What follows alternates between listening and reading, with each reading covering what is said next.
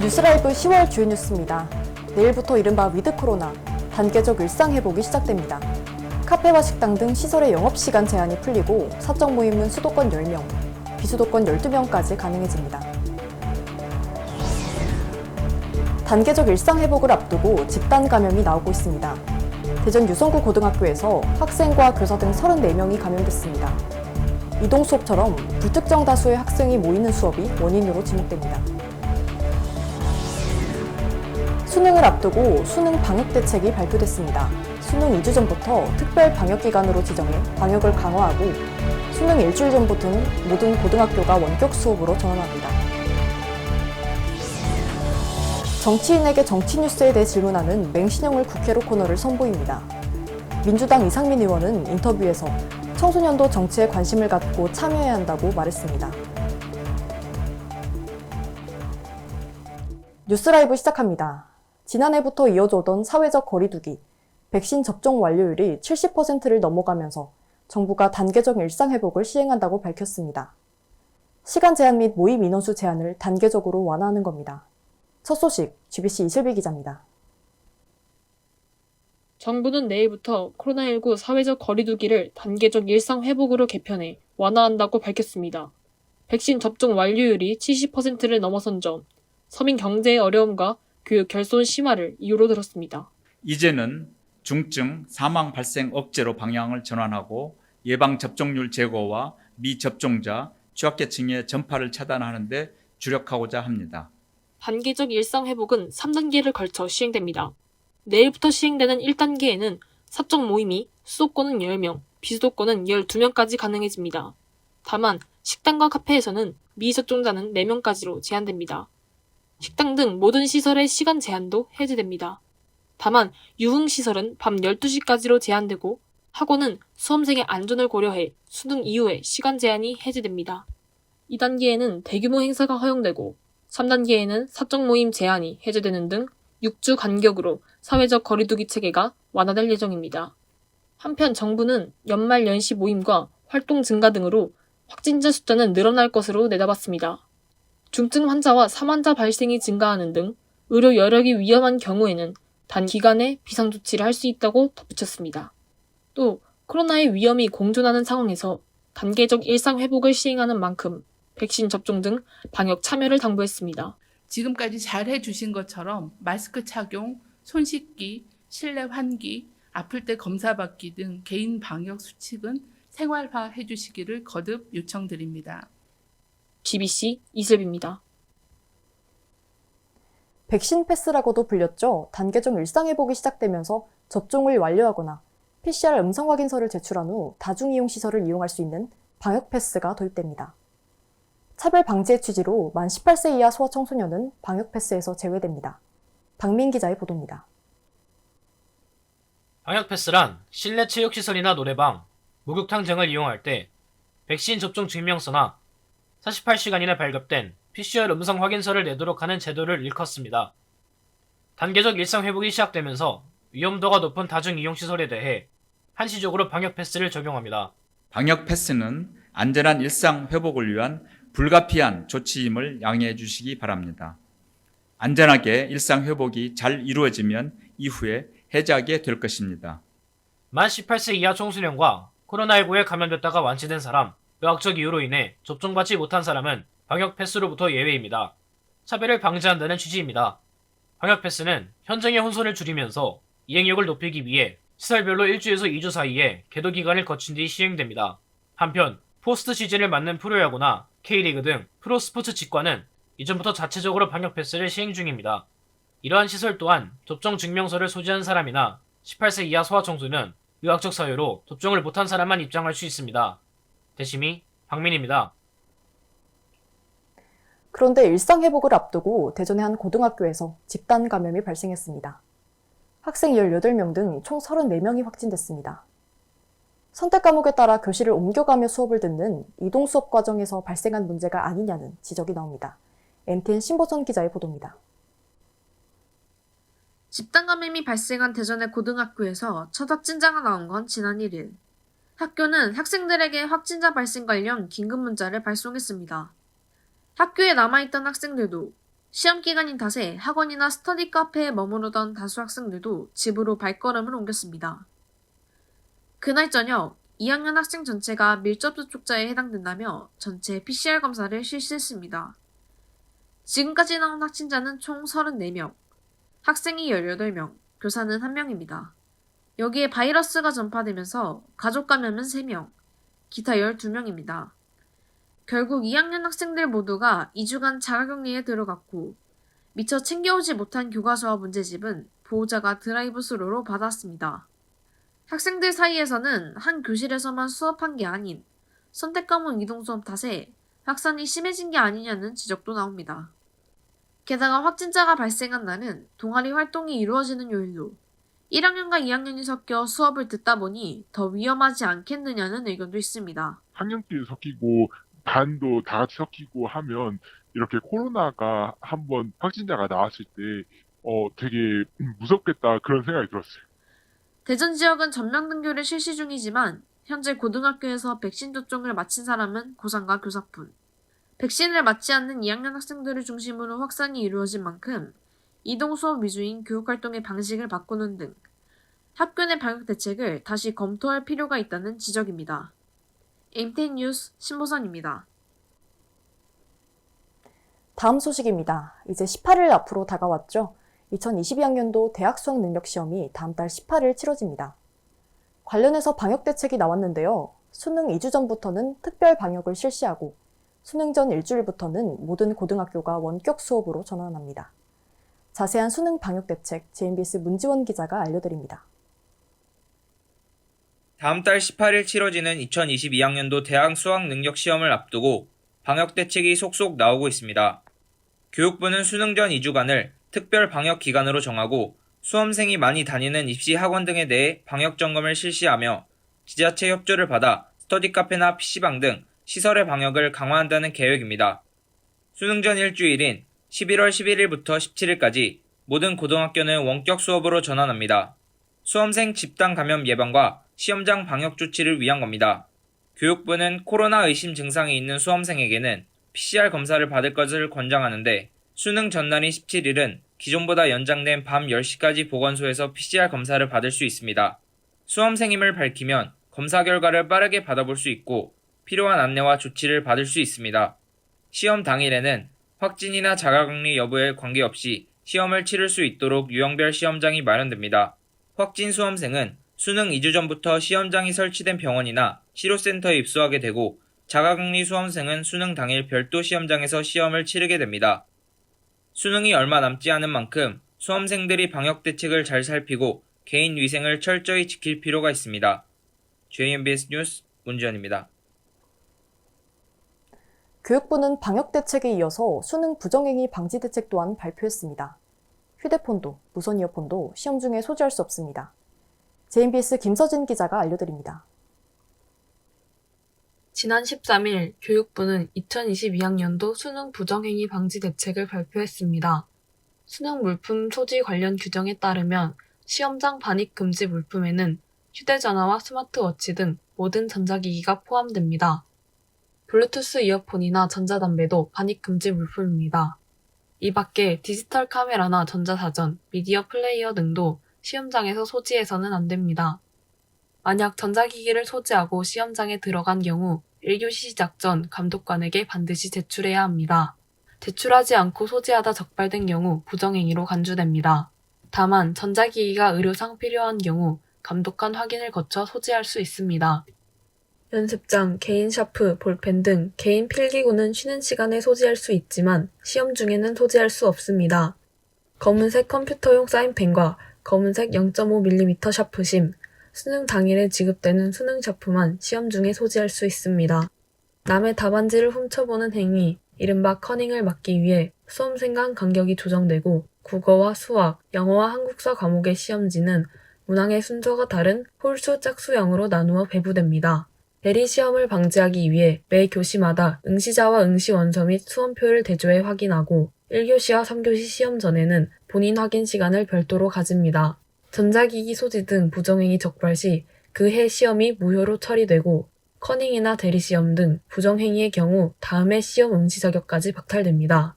JMBS 뉴스 김서진입니다.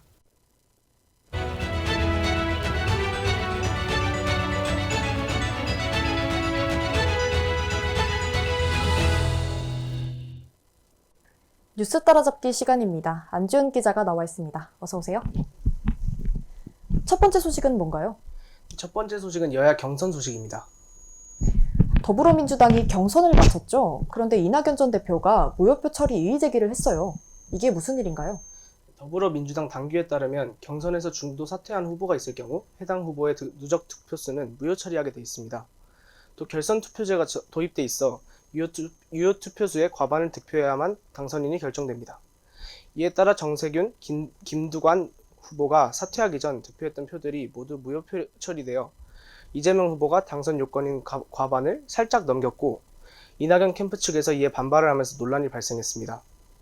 민주당 당무위원회에서는 이낙연 측의 이의 제기를 기각했고 이낙연 후보 본인 또한 수용 의사를 밝히면서 사퇴는 일단락됐습니다. 국민의힘은 경선을 앞두고 있죠. 어떻게 진행되고 있나요? 지난 8일 2차 경선을 통해서 원희룡, 유승민, 윤석열, 홍준표 후보 이렇게 4명의 예비 후보가 압축됐습니다. 본 경선은 11월 1, 2일 모바일 투표를 통해서 3, 4일 전화 투표 그리고 여론조사 결과를 종합해서 5일에 최종 후보가 결정됩니다. 아직도 대장동, 고발사주 의혹 이야기가 끊이질 않고 있습니다. 어떤 상황인가요? 대장동 의혹 같은 경우에는 지난 15일에 검찰이 성남시장실을 압수수색했습니다. 또 유동규 전 성남도시공사 기획본부장이 구속 기소됐습니다. 그러나 관련 의혹의 핵심 인물로 꼽히는 화천대유 대주주 김만배 씨와 남욱 변호사의 경우에는 구속되지 않았습니다. 이에 검찰은 이른바 대장동 4인방으로 불리는 대장동 핵심 인물 중 구속되지 않은 김만배 씨, 남욱 변호사, 정영학 회계사에 대해서 구속영장을 발부할 방침입니다. 고발사주 의혹의 경우에는 녹취 파일이 공개됐습니다. 녹취록에 따르면 국민의힘 김웅 의원은 조성은 씨를 향해 고발장 초안을 만들어서 보내겠다. 남부지검에 고발장을 접수하면 된다라는 등의 내용이 담겨 있었습니다. 또 공수처는 고발사주 의혹의 핵심 인물로 지목된 손준성 검사에 대해 구속영장을 발부했지만 기각됐습니다. 다음 소식은 뭔가요? 노태우 전 대통령 사망 소식입니다. 향년 89세입니다. 제13대 대통령을 지낸 노태우 전 대통령은 직선제 개헌 이후 첫 번째로 선출된 대통령입니다. 전두환 씨와 함께 하나회의 일원으로서 12.12 군사반란을 주도하기도 했고 5.18 민주화운동 과정에서 벌어진 민간인 학살에 가담하기도 했습니다. 대통령에 취임한 이후에는 북방 정책을 펼치고 한반도 비핵화를 선언한 등 대북 정책에 기초를 수립했으며 88 올림픽을 성공적으로 개최하기도 했습니다. 퇴임 후에는 12.12 군사반란, 5.17 내란을 주도한 혐의로 징역 17년을 선고받고 같은 해 12월에 사면됐습니다. 네, 노태우 전 대통령 사망 사인은 뭔가요? 서울대학교 병원에 따르면 각종 합병증과 그에 따라 쇠약해진 몸 상태가 사망 원인이라고 밝혔습니다. 올림픽공원에서 국가장 연결식이 진행된 걸로 아는데 국가장이 뭐고 또 어떻게 진행됐나요? 국가장은 국가의 공헌을 쌓은 것으로 인정되는 사람에게 제공되는 장의를 말합니다. 이 경우 장례 비용은 국가에서 부담합니다. 노태우 전 대통령은 징역형이 확정된 적이 있어서 국가장 여부가 불분명했습니다. 그러나 대통령 재임 시절의 업적과 본인의 군인 시절의 과오를 사죄하는 모습을 보인 점을 감안해서 국가장으로 장례를 치르기로 국무회의를 통해 결정됐습니다. 근데 국가장에 대한 시민들의 평가가 엇갈렸습니다.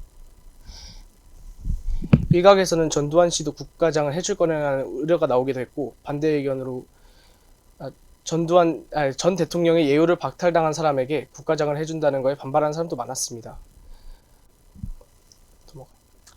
네, 마지막 소식은 뭔가요? 누리호 시험 발사 소식입니다. 지난 21일 오후 5시에 전라남도 고흥군 외나로도에 위치한 나로 우주센터에서 진행됐습니다. 누리호와 나로호의 차이점은 뭐가 있나요? 나로호와의 가장 큰 차이점은 핵심 기술을 국산화했다는 것입니다. 나로호는 로켓 발사의 핵심 기술인 1단 엔진을 러시아의 기술을 그대로 사용했다는 점에서 한계를 드러냈습니다. 그러나 누리호는 1단 엔진을 비롯한 주요 부품들을 국산화했고 이 부분에서 나로우와의 차이점을 둘 수 있겠습니다. 또한 재원적인 부분에서는 나로우에 비해 로켓 추력이 1.7배 늘었고 탑재체 중량은 15배 향상되었습니다. 위성 모사체 분리에 성공을 했다고 하는데 위성 모사체가 뭔가요? 위성 모사체는 위성의 크기와 무게를 동일하게 구현해 놓은 일종의 위성 모형이라고 볼 수 있겠습니다. 보통 로켓 시험 발사와 같은 실패의 리스크가 큰 경우 실제 위성의 대용으로 사용됩니다. 그런데 절반의 성공, 이건 무슨 말인가요? 누리호가 발사를 진행하면서 고도 도달, 위성 모사체의 분리 같은 부분은 성공적으로 수행했습니다. 그러나 위성 모사체의 궤도 안착에는 실패했기 때문입니다. 과기정통부는 누리호가 전 비행 과정을 정상적으로 수행했으나 3단 엔진이 목표보다 빠르게 연소 종료되어 위성 모사체가 목표된 속도인 초속 7.5km에 도달하지 못하고 호주 남부 해상에 추락했다고 밝혔습니다.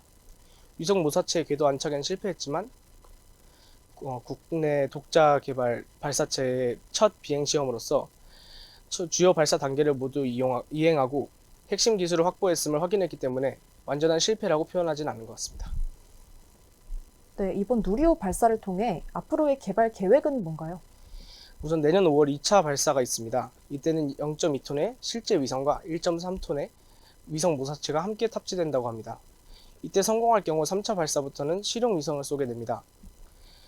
누리호 개량형 개발도 예정돼 있습니다. 특히 한미 미사일 사거리 지침이 해제되면서 고효율 엔진을 개발할 수 있다는 기대감도 커지고 있습니다. 네, 안준 기자와 이야기 나눠봤습니다. 감사합니다.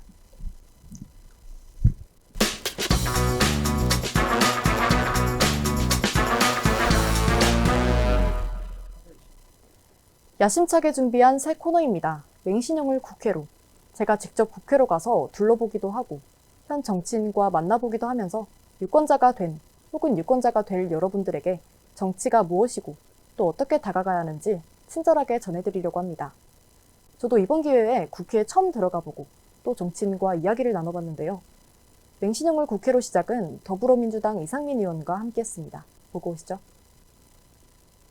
국회에서는 아예 셧다운제를 폐지하자는 의견이 여야를 가리지 않고 국회 본회의를 열기로 했는데 여야가 막판까지 힘겨루기를 벌이고 있습니다. 각 상임위의 국감이 한때 중단되는 파행도 있었습니다. 얼마나 알아들으셨나요? 정치권 뉴스를 볼 때면 어려운 말들이 쏟아집니다. 발음하기도 어려울 때가 있습니다. 여야는 각각 정권 재창출과 정권 교체가 선거의 목적이다 보니 이렇다 보니 뉴스를 이해하지도 정치에 관심을 갖지도 못하는 청소년이 많습니다. 경희야, 그냥 상임위가 뭐 하는 거야? 진짜 총선이 누구 뽑는 거야? 경선? 경선이 누구 뽑는 선거인지 알아? 경기도. 더불어민주당 이번 경선에 누가 승리한지 알아? 제가 뉴스를 안 봐가지고 관심이 없어요. 하지만 지난해 총선부터 18세 청소년도 투표를 해야 하고 그만큼 정치 뉴스에 대한 이해도 필요한 상황. 뉴스라이브는 정치가 뭔지, 정치를 어떻게 바라보면 좋을지 묻기로 했습니다. 정치를 가장 잘 알고 있고 정치를 직업으로 삼고 있는 사람들에게 말입니다.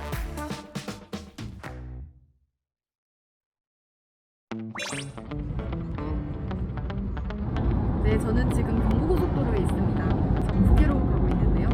약 50km 정도가 남아 있습니다. 대전에서 차로 3시간 정도를 달려 여의도로 향합니다.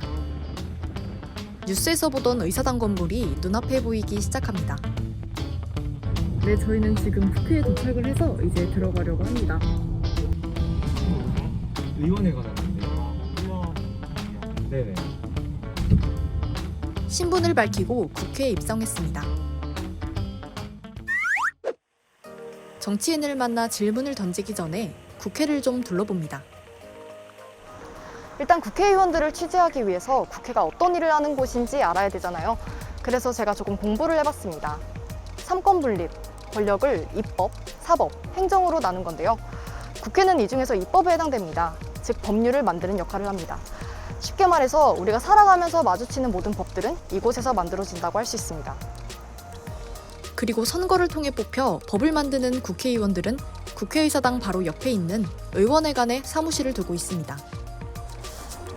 저희 지금 한 3시간 걸려서 왔고 저희는 지금 의원회관에 도착을 했어요. 체온 재고 들어왔고요. 이제 이거 방문 신청서를 의원실 방문 접수하는 데다가 내보려고 합니다.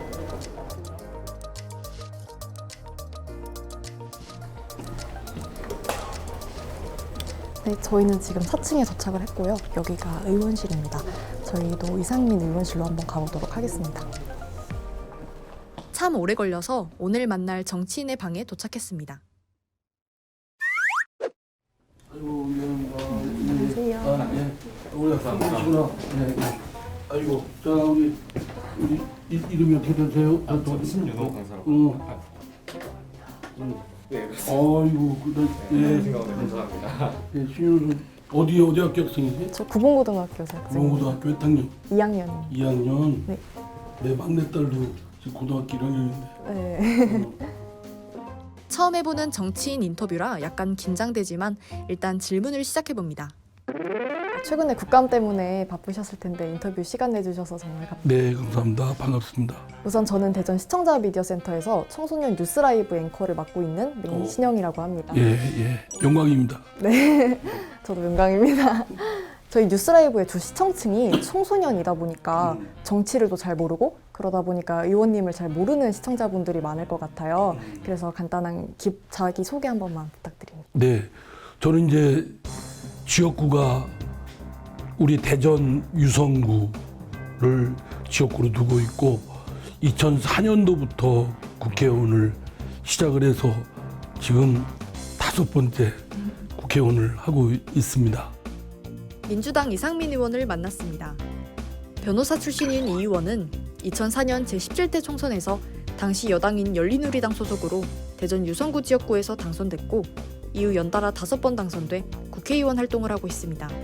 그동안 법사위와 가방위 등 여러 상임위를 거쳤고 최근에는 민주당 선거관리위원장으로서 뉴스에 자주 얼굴을 비쳤습니다. 네, 그러면 본격적으로 맹신영을 국회로 프로그램을 한번 진행을 해보도록 하겠습니다.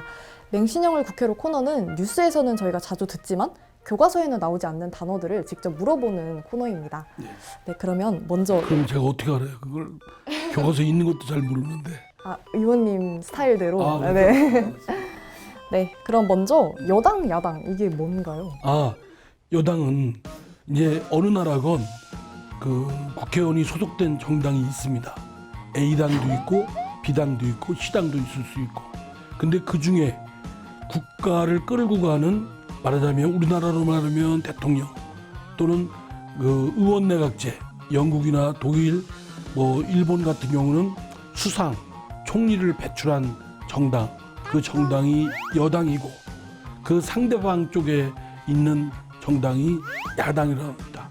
여당은 아무래도 집행부를 뒷받침하는 쪽이고 야당은 집행부와 여당을 비판하는 또 감시하는 그런 역할을 맡고 있죠. 그러면 의원님은 여당 쪽에 속하시는 거네요?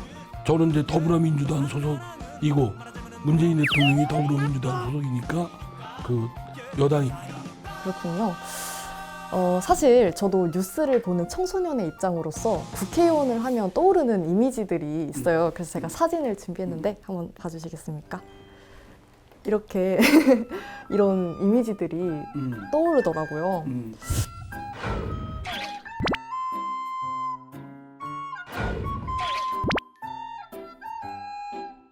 많이 이제 탐욕적이고 네. 부패 온상이고 또는 싸움만 하고 그렇게 비춰진다는 거 저도 잘 알고 있습니다. 저도 국회의원 되기 전에는 그렇게 생각을 했으니까. 그래서 궁금한 게 국회의원은 왜 항상 싸우나요? 이게 궁금해요. 국회의원은 싸우는 게 직업입니다. 근데 잘 싸워야죠. 왜 싸우냐면 사람마다 생각이 다 다르잖아요. 그죠? 그리고 국회의원들은 자기가 개인적으로 싸우는 게 아니라 자기가 대변하는 사람들의 목소리를 대변하고 그들의 목적을 대신해서 이루기 위해서 싸우는 거죠. 말로써. 그러니까 우리 사회가 대한민국이고 그 구성원이 대한민국 국민이지만 대한민국을 어떻게 끌고 가냐 또는 대한민국을 어떻게 예산 배분을 하느냐 이런 문제에 있어서는 사람마다 생각이 다 달라요. 또 다른 사람들끼리 생각이 대변하는 국회의원들이 말을 하다 보니까 말씨름 안 할 수가 없죠.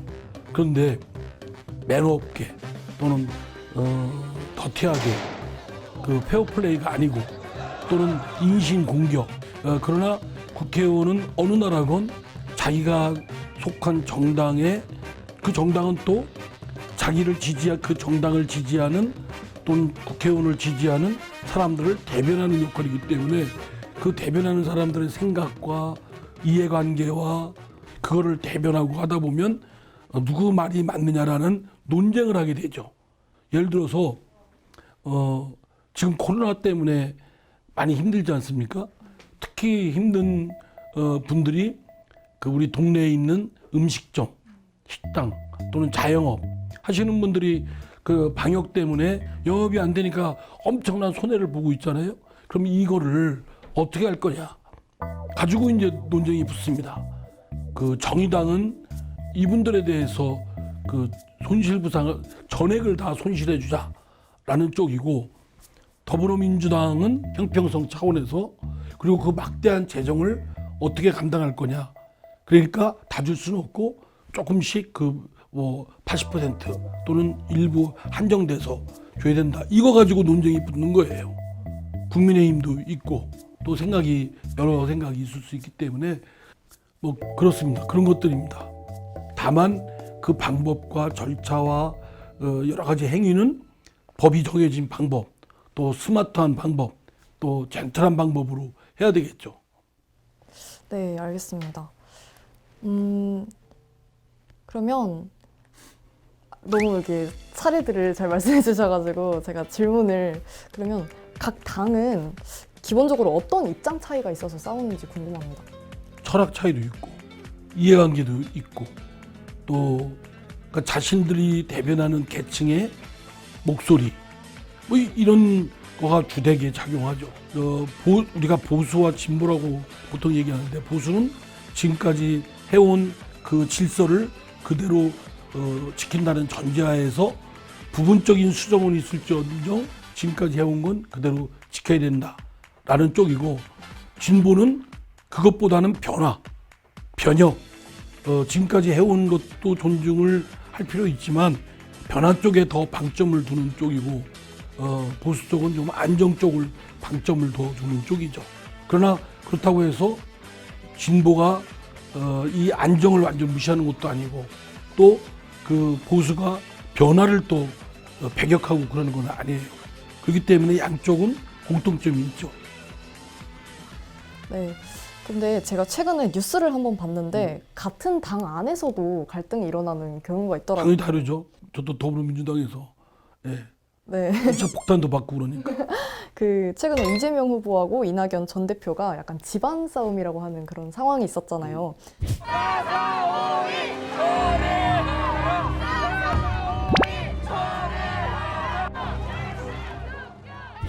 같은 당 안에서 이렇게 갈등이 일어나는 이유는 뭔가요? 우리 집안에서 싸움 나잖아요. 아빠 엄마 부부 싸움 하시잖아요. 그죠? 네. 또 형 동생 언니 여동생하고 싸우잖아요. 싸우는 겁니다. 이번에 이제 이재명 후보와 이낙연 후보는 우리 당의 대통령 후보를 뽑는 경쟁의 두 아주 라이벌이었어요. 그 때문에 기분이 좋겠어요? 그분들을 도와주고 지지한 분들이 볼 때는 왜냐면 토론할 때마다 자기를 공격하고 뭐 대장동 의혹이 어떻고 당신은 총리 때 뭐 했냐 막 공격하고 그건 늘 있는 일이고 그러다가 또 시간이 지나고 그놈의 정 때문에 그렇게 하다 보면 또 흐물흐물 아이스크림 여름날 녹듯이 녹아지고 그런 거죠.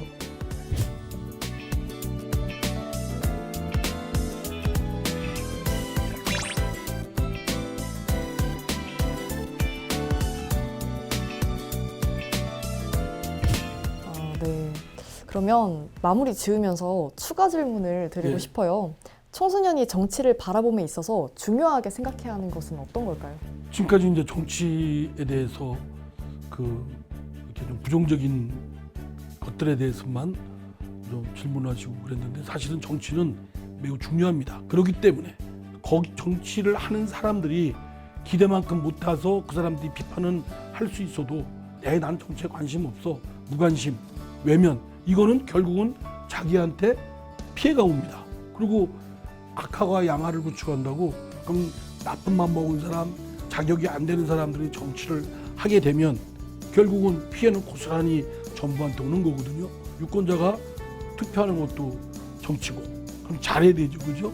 그리고 그에 대한 정보도 잘 얻어야 되고. 네, 제 친구들이 항상 이제 이번 대선을 앞두고 투표권을 가진 친구들이 하는 말이 자기는 투표를 하고 싶은데 어떻게 투표를 해야 될지 모르겠다. 정치가 뭔지 모르겠다고. 그러니까 관심을 가져야죠. 관심 갖지 않고 그냥 쭉 여러 사람 중에서 우리가 아직 고등학생이시니까 미팅 안 해보셨네? 네, 해보셨네? 안 해봤어요. 친구들 해본 친구들이 있죠? 잘 모르겠어요. 해본 친구들 있겠지.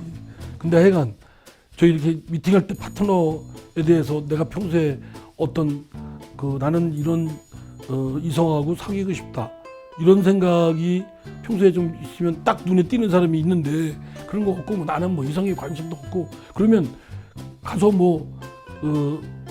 밋밋하잖아요. 감정도 없고 감흥도 안 생기고 별로 누가 눈에 딱 들어오는 사람도 없고 그와 똑같아요. 그러니까 자기 눈에 딱 들어오게 하려면 평소에 자기가 좀 이렇게 공부도 하고 각 후보들에 대해서 어떤 사람들인가라는 정보도 입수하고 한쪽만이 아니라 다른 쪽의 시각도 뉴스도 보고 그죠? 네. 네, 그러면 여기서 마무리를 지어보도록 하겠습니다. 오늘 좋은 말씀 함께 해주셔서 정말 감사드립니다. 감사합니다. 예. 이상민 의원과 이야기 나눠봤습니다. 저희가 낮에 도착을 했는데 어느덧 저녁이 되었네요. 아까 얘기한 것처럼 정치에 대한 많은 관심과 참여를 통해 우리나라 민주주의가 제대로 작동할 수 있을 겁니다. 오늘도 많은 이야기를 들었지만 현직 정치인에게 더 질문하고 싶은 게 있다면 카카오톡 청소년 뉴스 라이브로 보내주세요. 저희가 다음에 만날 정치인에게 대신 질문 전해드리도록 하겠습니다. 지금까지 여의도에서 맹신영입니다.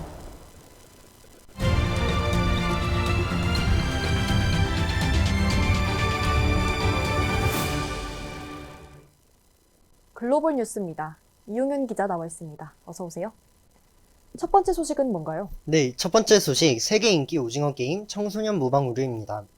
최근 세계적으로 인기를 끌고 있는 넷플릭스 드라마 오징어 게임, 다들 아실 겁니다. 그러나 오징어 게임에는 폭력적인 장면을 포함하고 있는데 일부 청소년들이 게임의 폭력을 모방한다는 우려가 제기되고 있습니다.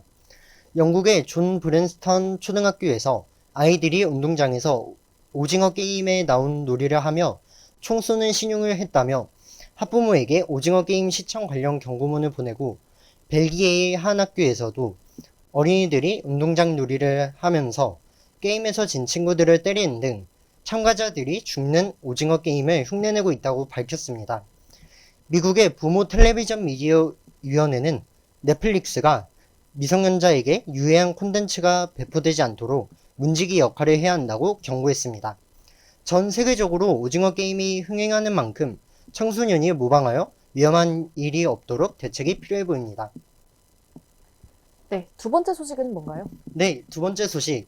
중국발 퍼펙트 스톰입니다. 중국을 강타한 퍼펙트 스톰 현상이 전 세계 쇼핑객과 기업을 강타하고 있습니다. 퍼펙트 스톰이란 2개 이상의 악재가 동시에 발생해 영향력이 더 커진 현상을 말하는데요. 황다 상태로 경기가 좋지 못한데 20기가 넘는 중국의 지역에서 정전 사태를 초래하고 있는 전력위기가 뭉쳐 문제를 일으키고 있습니다. BBC는 중국이 전체 발전량의 절반 이상을 석탄 발전에 의존하고 있다고 분석했습니다. 그런데 석탄 가격은 전 세계적으로 급등하고 있지만 중국 전략회사들은 엄격한 규제 때문에 전기요금 인상이 불가능해 전력 생산을 줄여 공장 가동에 제한을 받고 있습니다. 중국에서 생산이 중단된 탓에 수입을 못하고 있어 폭발적으로 소비가 이뤄진 연말 시즌에 소비자들은 생수, 옷, 장난감 등 물품을 구하기 어려울 것이라는 분석이 나오고 있습니다. 네, 세 번째 소식은 뭔가요? 네, 세 번째 소식, 코로나19의 첫 경구용 치료제인 물누피라비르가 미국 식품의약국 FDA의 긴급 사용 심사를 받는 가운데 아시아, 태평양 국가들이 성구매 경쟁이 치열하게 전개되고 있다고 로이터 통신과 인도네시아 연문 매체 자카르타 글로브 등이 보도했습니다. 물누피라비르는 알약 형태라 집에서도 복용이 가능하고 보관, 유통이 쉬워 많은 나라에서 관심을 받고 있습니다. 물누피라비르의 가격에도 관심이 높습니다. 물누피라비르 한 세트는 200mg 캡슐 4정을 하루에 2번, 5일 동안 총 40알 복용하는 방식으로 구성되는데 한 세트에 82만원이라는 높은 가격에 저개발국이 보급해서 소외될 수 있다는 지적이 나왔습니다. 다만 물누피라비르를 개발한 머크는 지난 6월 공문을 통해 나라마다 차등 가격제를 사용할 계획이며 104개 중소득 국가를 위해 복제약 생산 면허 계약에 들어갔다고 밝혔습니다.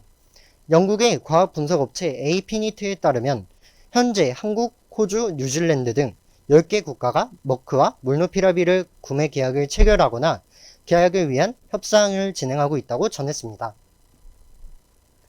네, 이윤현 기자와 이야기 나눠봤습니다. 감사합니다. 수능이 얼마 남지 않았는데요. 고3 학생 여러분, 너의 운명의 별은 너의 가슴 속에 있다라는 말이 있죠. 학생 여러분들이 잡고자 하는 별을 따낼 수 있도록 저희 뉴스라이브가 응원합니다. 수능 당일 새벽에 특보가 있을 예정입니다. 수능 시험장에 직접 나가 현장을 취재하고 수능과 관련해 아쉬워하는 내용들 전해드리겠습니다.